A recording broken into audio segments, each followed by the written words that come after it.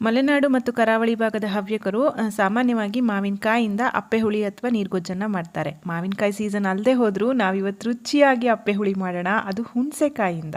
Hi friends, ಎಲ್ಲರಿಗೂ ನಮಸ್ಕಾರ. Welcome to ಸಂತೃಪ್ತಿ ಕಿಚನ್.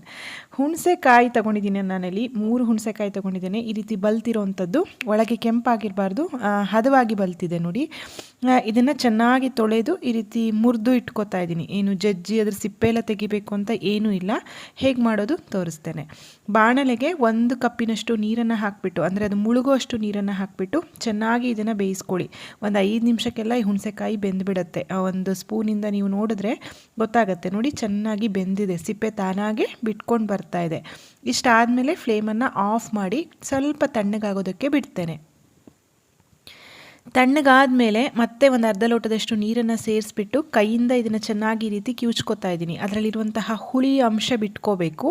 ಆ ಬೀಜದ ಮೇಲೆಲ್ಲ ಪಲ್ಪ್ ಏನಿರುತ್ತೆ ಹುಣಸೆಕಾಯ್ದು, ಅದನ್ನೆಲ್ಲ ಪೂರ್ತಿಯಾಗಿ ನಾವು ಈ ರೀತಿ ಕೈಯಿಂದ ಕಿವುಚ್ಕೊಳ್ಳೋಣ. ಬೇಯಿಸಿರೋದ್ರಿಂದ ತುಂಬ ಸುಲಭವಾಗಿ ಮಾಡ್ಬೋದು.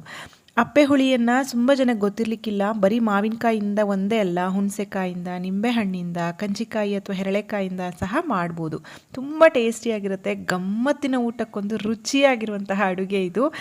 ಈಗ ಇದನ್ನು ಒಂದು ಸೋಸ್ಕೊತಾ ಇದ್ದೀನಿ ನಾನು. ಅದರಲ್ಲಿರುವಂತಹ ಜಗಟೆಲ್ಲ ಬೇಡ ನಮಗೆ, ಜಸ್ಟ್ ಹುಳಿಯ ನೀರು ಮಾತ್ರ ಬೇಕು. ಹಾಗಾಗಿ ಈ ರೀತಿ ಸೋಸಿ ಇಟ್ಕೋತಾ ಇದ್ದೀನಿ. ಇದು ತುಂಬ ಹುಳಿ ಇರುತ್ತೆ. ಎಷ್ಟು ಅಗತ್ಯನೋ ನೀವು ರುಚಿ ನೋಡಿಕೊಂಡು ನೀರನ್ನು ಸೇರಿಸ್ಕೊಳ್ಳಿ. ನಾನು ಮತ್ತೆ 1 ಕಪ್ಪಿನಷ್ಟು ನೀರನ್ನು ಸೇರಿಸ್ಕೊಂಡಿದ್ದೇನೆ.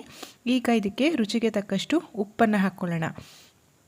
ಕೆಲವರು ಚೂರು ಬೆಲ್ಲ ಹಾಕ್ತಾರೆ, ಬಟ್ ನನಗೆ ಈ ಅಪ್ಪೆ ಹುಳಿಗೆ ಬೆಲ್ಲ ಅಷ್ಟು ಇಷ್ಟ ಆಗಲ್ಲ, ಸೊ ನಾನು ಬೆಲ್ಲ ಹಾಕಿಲ್ಲ. ಬೇಕಿದ್ರೆ ನೀವು ಒಂದು ಅರ್ಧ ಚಮಚ ಬೆಲ್ಲ ಹಾಕ್ಬೋದು.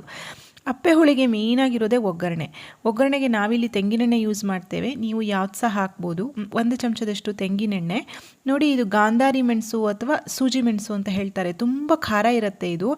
ಸ್ವಲ್ಪ ಖಾರ ಜಾಸ್ತಿ ಬೇಕು ಅಂತಂದರೆ ಈ ಥರದ್ದು ತೊಗೋಬೋದು. ಇದು ಒಣಗಿದ ರೂಪದಲ್ಲಿದೆ. ಹಸಿದಿದ್ದರೆ ಹಸಿದೇ ಹಾಕ್ಕೊಳ್ಳಿ, ಇಲ್ಲಾಂದರೆ ಖಾರ ಇರುವಂತಹ ಹಸಿ ಮೆಣಸನ್ನು ತೊಗೊಳ್ಳಿ. ಎಣ್ಣೆ ಕಾದ್ಮೇಲೆ ಅರ್ಧ ಚಮಚ ಸಾಸಿವೆ, ಅರ್ಧ ಚಮಚ ಉದ್ದಿನಬೇಳೆಯನ್ನು ಹಾಕ್ತಾ ಇದ್ದೇನೆ. ಒಗ್ಗರಣೆಯನ್ನು ಹದವಾಗಿ ಬೇಯಿಸ್ಕೊಂಡು ಹಾಕೋದೇ ಇಲ್ಲಿ ಮೇಯ್ನಾಗಿರುತ್ತೆ. 2 ಹೆಚ್ಚಿರುವಂತಹ ಹಸಿಮೆಣಸಿನಕಾಯಿ. ನಾನು ಆಗಲೇ ಹೇಳಿದಾಗ ಇದಷ್ಟು ಖಾರ ಇಲ್ಲ, ಹಾಗಾಗಿ ಪರಿಮಳಕ್ಕಾಗಿ ಹಸಿಮೆಣಸನ್ನ ಹಾಕಲೇಬೇಕು. ಒಣಗಿರುವಂತಹ ಸೂಜಿ ಮೆಣಸು ಮತ್ತು ಮುರಿದಿರೋಂತಹ 1 ಒಣಮೆಣಸು ಸಹ ಹಾಕಬೇಕಾಗತ್ತೆ. ಬಣ್ಣ ಚೆನ್ನಾಗಿ ಬರುತ್ತೆ. ಹಾಗಾಗಿ 1 ಬ್ಯಾಡಗಿ ಮೆಣಸನ್ನು ಮುರಿದು ಹಾಕ್ತಾ ಇದ್ದೇನೆ. ಒಗ್ಗರಣೆ ಸ್ವಲ್ಪ ಉದ್ದಿನಬೇಳೆ ಬಣ್ಣ ಬದಲಾದ ಮೇಲೆ ನಾವಿಲ್ಲಿ ಒಳ್ಳೆ ಪರಿಮಳ ಇರುವಂತಹ ಇಂಗನ್ನು ಹಾಕಬೇಕಾಗತ್ತೆ. ಬೆಳ್ಳುಳ್ಳಿನೂ ಬೇಕಿದ್ರೂ ಹಾಕ್ಬೋದು, ಬಟ್ ಅಪ್ಪೆ ಹುಳಿಗೆ ಇಂಗಿನ ಒಗ್ಗರಣೆನೇ ತುಂಬ ಚೆನ್ನಾಗಿರೋದು. ನಂತರ ಸ್ವಲ್ಪ ಕರಿಬೇವಿನ ಸೊಪ್ಪನ್ನು ಹಾಕಿ ಒಗ್ಗರಣೆಯನ್ನು ಹದವಾಗಿ ಬಾಡಿಸ್ಕೊಂಡು ಫ್ಲೇಮನ್ನು ಆಫ್ ಮಾಡ್ತಾ ಇದ್ದೇನೆ. ಈಗ ಬೆಂದಿರೋಂತಹ ಒಗ್ಗರಣೆನ ಅಪ್ಪೆ ಹುಳಿಗೆ ಕೊಟ್ಟು ಮಿಕ್ಸ್ ಮಾಡಿದ್ರೆ ರುಚಿಯಾಗಿರುವಂತಹ ಹುಣಸೆಕಾಯಿ ಅಪ್ಪೆ ಹುಳಿ ಅಥವಾ ನೀರ್ಗೊಜ್ಜು ತಯಾರಾಯಿತು. ಇದು ಕುಡಿಯೋದಕ್ಕೂ ಚೆನ್ನಾಗಿರುತ್ತೆ, ಅನ್ನ ಕಲಸಿ ಊಟ ಮಾಡಲಿಕ್ಕೂ ಚೆನ್ನಾಗಿರುತ್ತೆ. ನಾನು ಆಗಲೇ ಹೇಳಿದಾಗೆ ಇದೆಲ್ಲ ಇದ್ದರೆ ಊಟದ ಗಮ್ಮತ್ತೇ ಬೇರೆ. ಈಗ ಈ ಒಗ್ಗರಣೆನ ನಾನು ಏನು ಮಾಡ್ತಾ ಇದ್ದೀನಿ ಅಂದರೆ, ಈ ರೀತಿ ಕೈಯಿಂದ ಒಂದ್ಸಲ ಪುಡಿ ಮಾಡ್ಕೊತಾ ಇದ್ದೀನಿ. ಹಾಕಿರೋ ಕರಿಬೇವು, ಒಣಮೆಣಸಿನ್ಕಾಯಿ, ಹಸಿಮೆಣಸಿನ್ಕಾಯಿನೆಲ್ಲ ಚೆನ್ನಾಗಿ ಕಿವುಚ್ಕೊಂಡ್ರೆ ಬಣ್ಣ ಸಹ ಚೆನ್ನಾಗಿರುತ್ತೆ, ಪರಿಮಳ ಚೆನ್ನಾಗಿರುತ್ತೆ, ಆ ಖಾರ ಬಿಟ್ಕೊಂಡು ರುಚಿ ಸಹ ಚೆನ್ನಾಗಿರುತ್ತೆ. ಕಡೆಯಲ್ಲಿ 1 ಚಮಚದಷ್ಟು ಮತ್ತೆ ತೆಂಗಿನೆಣ್ಣೆ ಹಾಕ್ತಾ ಇದ್ದೇನೆ. ಇದು ಎಕ್ಸ್ಟ್ರಾ ಫ್ಲೇವರ್ನ ಕೊಡುತ್ತೆ ಅಂತ. ಬೇಡ ಅಂದರೆ ನೀವು ಸ್ಕಿಪ್ ಮಾಡ್ಬೋದು. ನಮಗಿಷ್ಟ ಆಗುತ್ತೆ, ನಾನು ಹಾಗಾಗಿ ಹಾಕ್ತಾ ಇದ್ದೇನೆ. ನೋಡಿ, ರುಚಿಯಾಗಿರುವಂತಹ ಹುಣಸೆಕಾಯಿಂದ ಮಾಡಿರುವಂತಹ ನೀರ್ಗೊಜ್ಜು ಅಥವಾ ಅಪ್ಪೆ ಹುಳಿ ತಯಾರಾಯಿತು.